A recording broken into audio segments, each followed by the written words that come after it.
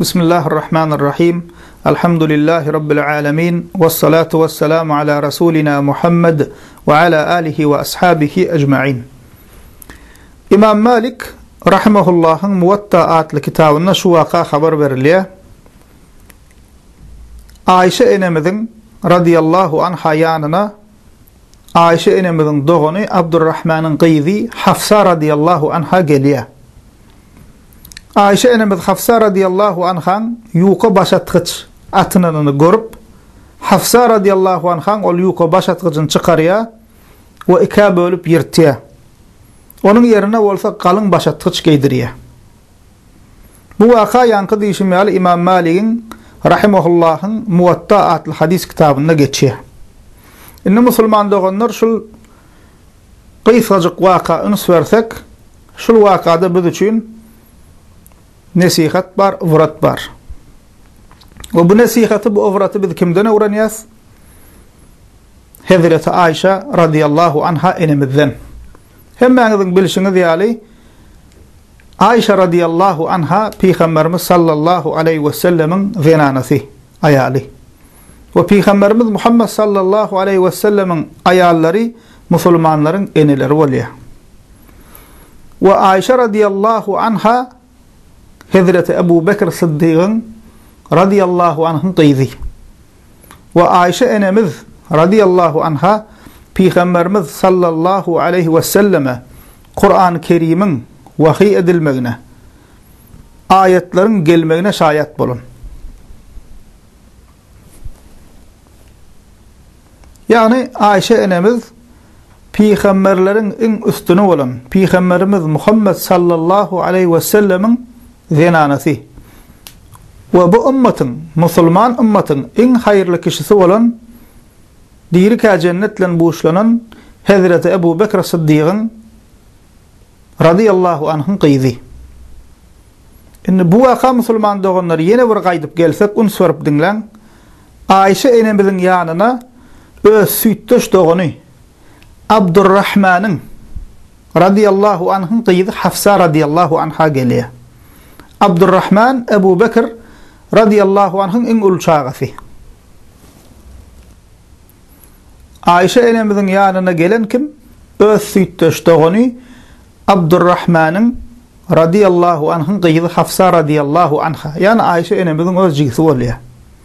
Haçanna Hafsa radıyallahu anh'a Ayşe enemizin yanına gelenine Ayşe enemiz Hafsa radıyallahu anh'ın başatıcını görüyor. Görse başatıcı yuqa. Ondan Ayşe enemiz yani Hafsa radıyallahu anhadan ol başatıcı alıyor. Sonra iki bölüp yırtıyor.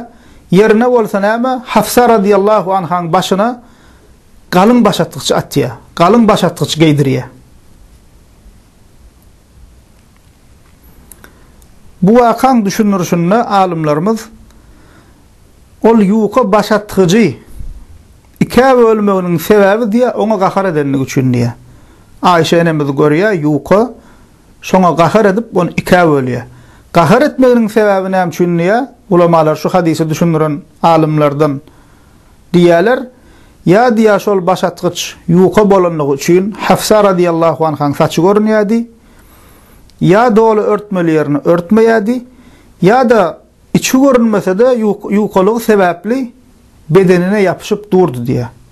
Şulardan biri olma ihtimalli ya. Şol sebeple Ayşe radiyallahu anha qaharı geliyor. Öz cigisi Hafsa radiyallahu anhadan ol başatqıcı alıyor. Sonra başka biri yine şonu geyaymasın deyip iki bölüp yırtıyor. Yani son näme matanı başka da edip ullansınlar deyip yalyalık ya başka zat.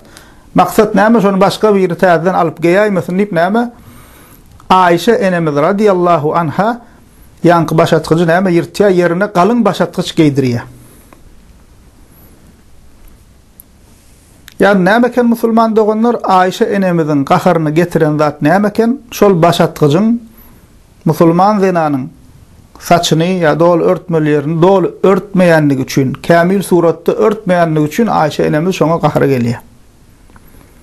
Şimdi gelin Müslüman doğanlar bizim döwrümizde Müslüman zinanların geyinişine seredip görelim. Eger de Türkmen gelin gıydılarımızın giyinişini Ayşe radiyallahu anha enemiz Peygamberimiz sallallahu aleyhi ve sellemin ayali Peygamberimizden sonra Müslümanlar için ikinci adam bolan Peygamberimizden sonra sallallahu aleyhi ve sellem dünyadan qaydandan sonra Müslümanların birinci halifası bolan Ebu Bekir radiyallahu anh'ın gıydı Ayşe enemiz hakkında ayet inen Ayşe enemiz şu bizim özüne Müslüman deyip gören Türkmen gelin gıydılarımız görse näme diyerdi edilýän ki Hafsa radiyallahu anhanın yanına barşyalakka yeke Ayşe enemize görkezsek näme diyerdi gözüňize geçirin Müslüman doganlar başatgyjy ýuka bolanlygy üçin onu şol wagtyň özüne aýryp başga bir geymesin diýip ýertýär. Sonra onun yerine hem başka kalın başatgyç giydirýär. Yani ilkinci nesil Müslümanlaryň İslamı in doğru görünüşde düşünüp doğru görünüşde amal eden ümmete görelle bolan Peygamberimizin ayalı bolan Müslüman zinanlaryň in ilkincilerinden bolan Ayşe enemizin ve başka sahabalaryň zinanlarynyň hicabı bolan, örtülmeklige bolan, edep haya bolan, arnamsa bolan baglylygyna seredin Müslüman doganlar. Görenden göne aýrýa, gönen başgasy geymesin diýip ýertýär, ýerine de galyndy geydirýär. Biziňkiler käbiriniň geýýän zatlaryny görse, Allahu alem Allah bilýär. Ýertmäge belki ýaktyrmagy mümkin. Mata edip ullanma, mata hukmuna hem ullanmasanlar şunu diýmekli mümkin. Allahu alem. Pikirlen görüň şu Müslüman doganlar. Gynansak da şu wagt käbir Müslüman zinanlaryň, käbir Türkmen gelin gıydılarymyzyň geyinişi daşyndan tutuş beden agzalary siraty belli bolup dur. Kelläni, saçy açıp gezmek bul adaty zat bolup dur. Bul hiç kim bunu günah da hasap etmeýär, haramym hasap etmeýär. O saçyny açyk gezmek, zat etmek ol adaty zat bolup dur. Açykdan açyk özüne çekici atyr sepinip üstesine boyanyp munuň üstesine ýöreýişini ütgedip erkekler bilen gurlaşyp garym gatym bolup toyda üýşmeleňde nämehrem erkekleriň öňüne tans edip togusup böküp şuratlar edýänler bar. Ina Müslüman doganlar şu zatlaryň hiç biri halal hareketler däl. Halal zatlar däl. Müslüman zinanyň etmeli zatlary, geyinmeli görnüşler däl şular. İslamy garaşlaryň hemmesi haram Müslüman doganlar. Müslümançylyga da sygan okşy zatlar, türkmençiliginde de sygan okşy zatlar. Düýbünden ters gelýär. Bir adam dogry ýolda ýörer, azyjyk ýalňyşlyklar eder. Emma ýöreýän ýolu düýbünden tersine ýörap barýar. Ene şul hili geyinmek, şu hile edip özüni alıp barmak, doğru yolla ýörap ýalňyşmaga däl, düýbünden şu doğru ýoluň tersi şu zatlar. Örtünmeklige, edep haya, arnamysa hemmesine düýbünden ters gelýär Müslüman doganlar. Eger dinimizi kän bilmesegem, ilim azalanam bolsa biziň ýurdumyzda hawa 70 ýyl, 100 ýyla ýakyn baswaljyň düzgünniň aşagyna ýaşanam bolsak, ahir bir türkmençiligimiz bolmaly. Käbir maşgalalar saklap galypdyr şonu. Kän islamy ilmi bolmasa da türkmençiligimiz saklap galypdyr. Ene şul hareketler, şu käbir görýän zatlarymyz Müslüman doganlar türkmençiligimizde de saganaga. Näme üçin biz özümizi allaýas? Yeri gelende biz öwünýäs türkmençiligimiz bilen, atawabymyz bilen türkmenni ağzymyz dolur kurlaýas. Emma şu hareketler can oğanlar sığanak, Türkmençilige de sığanak, Müslümançılıkta asla sığanak. Şunu oýlanalyň Müslüman oğanlar. İlkinci nesil Müslüman zinanlar nähilek bolupdyr. Herden zinanyň utanç hayalylygyny, arnamyslygyny seredin gönü çykardy. Şol wagtyň özünde. Ayşe enemiz radiyallahu anha. Ve Müslüman oğanlar şu taýda erkeklerimizin boyununa düşýär. Şu ýagdaýlara razy bolmaly däl. Näme üçin şu zatları ýaýraýar musulman doganlar? Ay bor hiç zat bolmaz.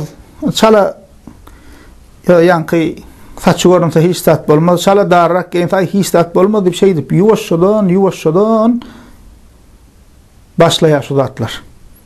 Soňandan özümüz hem öwrenşäs, şunu biz erbet hem hasap etmeýär. Şu bolup boran zatlaryň şu hili geyinişleriniň, saçyny açyp görmekliginiň, dar geyinmekliginiň haramym hasap etmeýär.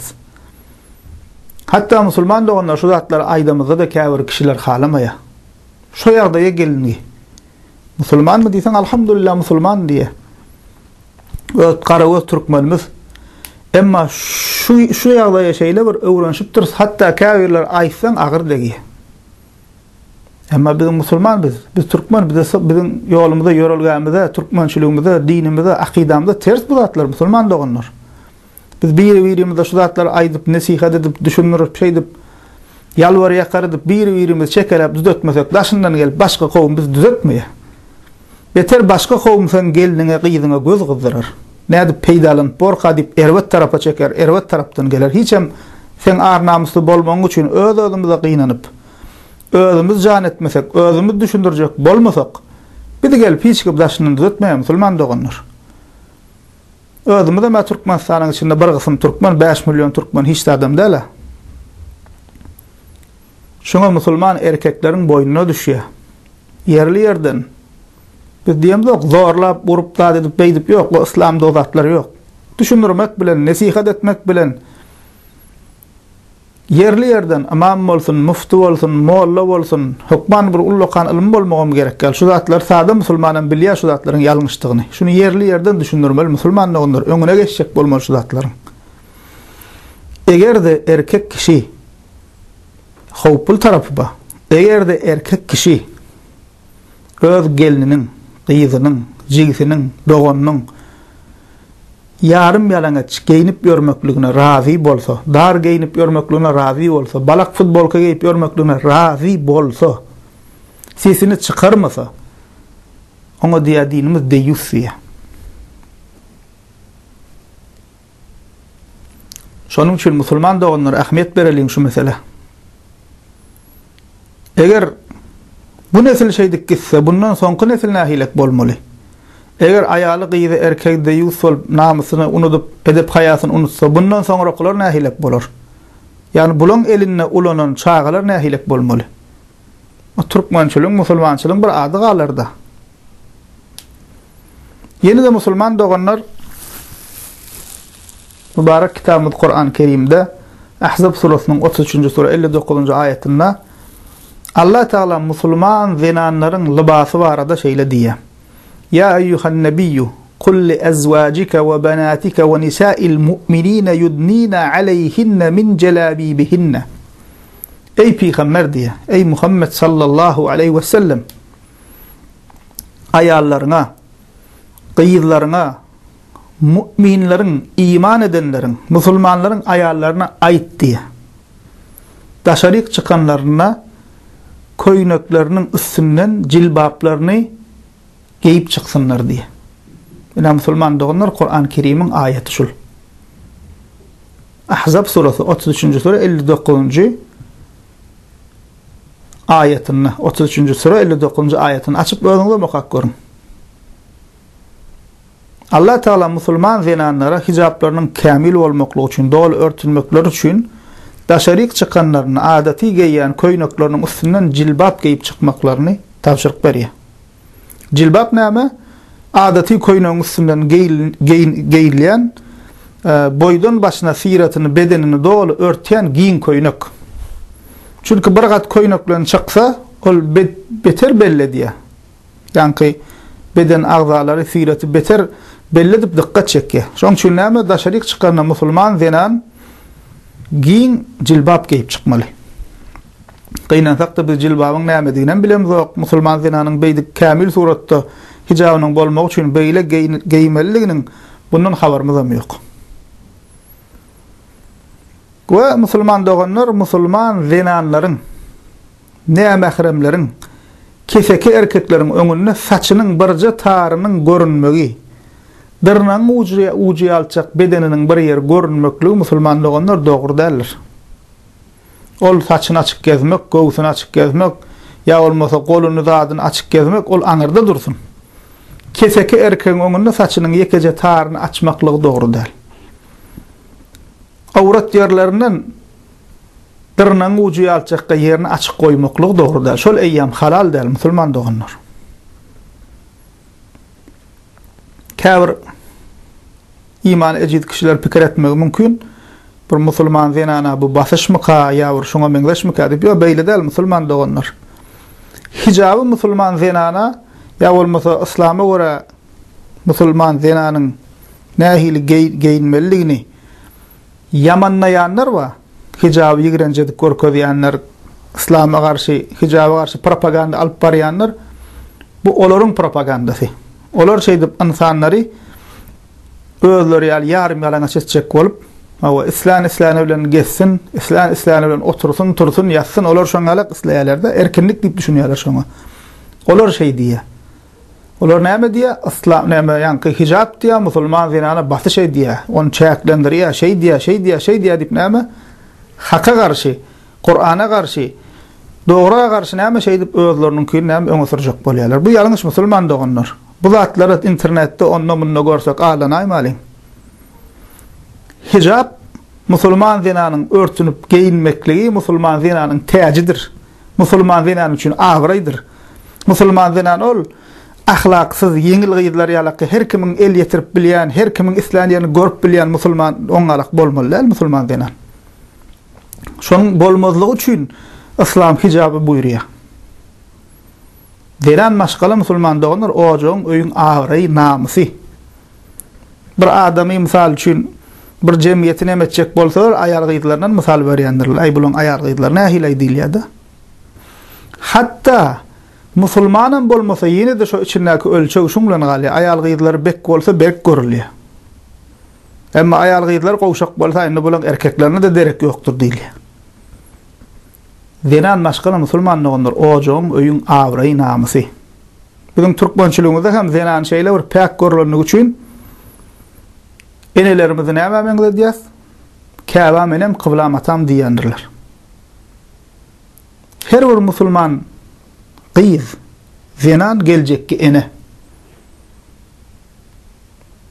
Şonuň üçin Müslüman doganlar dinimiz İslam zenana gaty ýokary baha berýär. Zenanın awraýyny gelişmeýän, zenanın mertebesini peseldiýän, derejesini peseldiýän kiçike bir zady hem dinimiz ursat bermeýär. Yani hijab Müslüman zenana basışda elbette şoň näme täji, şoň awraýy, şoň näme Müslüman zenan ol yeňil zenanlar ýalaky her kimiň yeňillik bilen ýetip bilýän, her kimiň her ýerini synap boran zenanlarynyň däl, ahlaksyz zenanlarynyň däl. Awraýdyr Müslüman zenan üçin hijab we örtünmekligi.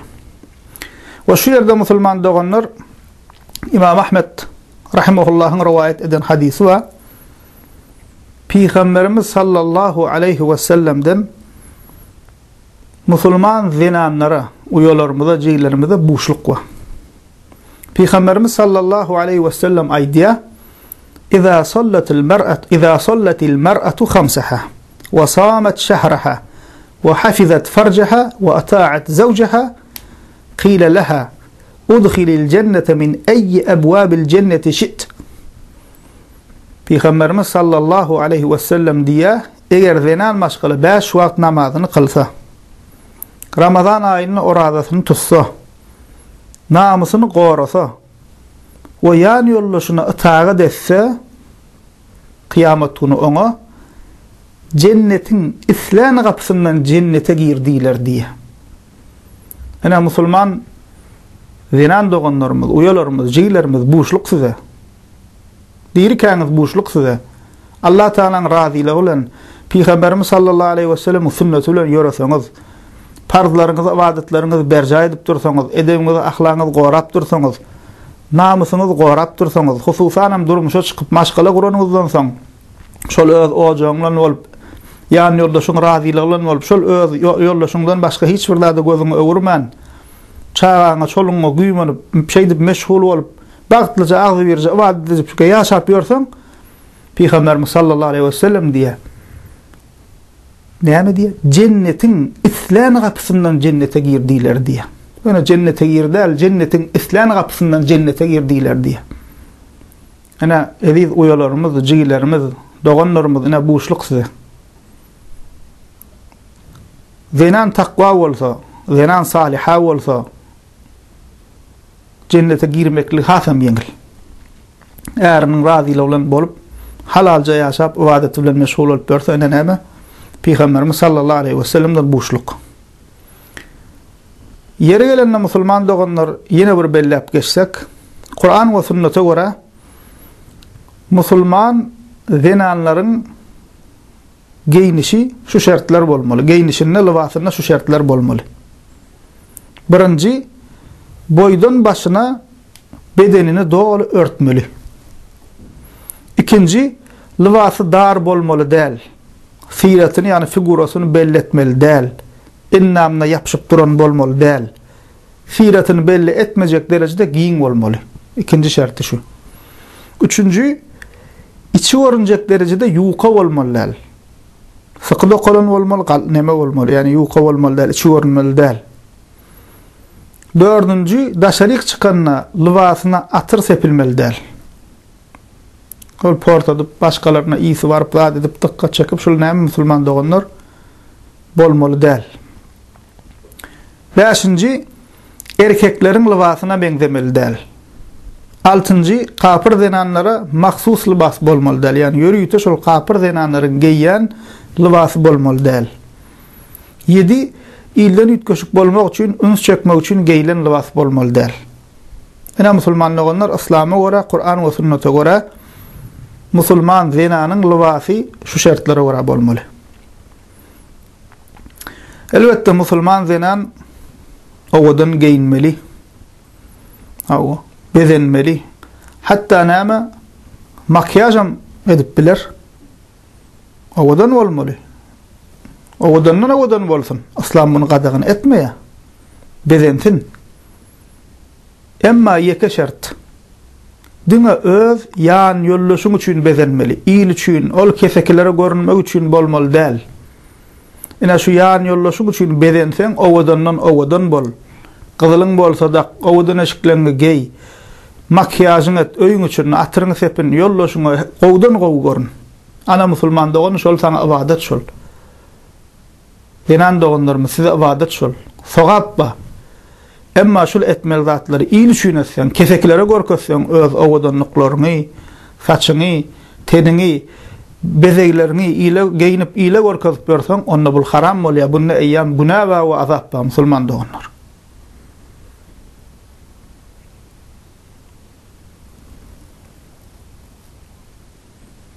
Bu bir musulman zenan ta İslam'a göre dolu örtünýän çaşol näme günah kazanmaklygy dowam edýär. Her şeyde açık bezenip gezip berse, erkekler fitne düşürüp, saçyny görkezip, bezenip, beslenip, şul kişi ta dolu örtünýän çaş günah kazanmaklygy dowam edýär.